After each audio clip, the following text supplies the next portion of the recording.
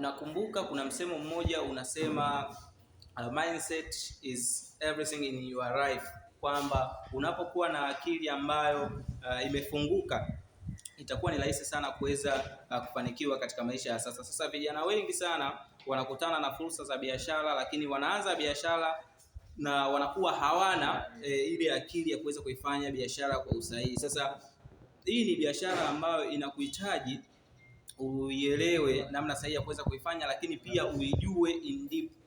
Tunayo fursa ambayo inaweza ikakusaidia wewe kijana kuanza kutengeneza $100,000 mpaka $500,000 ndani ya wiki tu, ikiwa kama utaielewa biashara vizuri, ukaielewa namna sahihi ya kuweza kuifanya, namna sahihi ya kutumia mitandao ya kijamii kuweza kutengeneza pesa. Sasa wewe kama kijana na sasa hivi hizo uko chuo au uko nyumbani hauna biashara yoyote, hakikisha unatutafuta na tuweze kukufundisha namna sahihi ya kuweza kufanya sales ya product kupitia hiyo mitandao na ukaweza kujitengenezea kipato. Mimi naitwa Mr. Agrey, karibuni sana.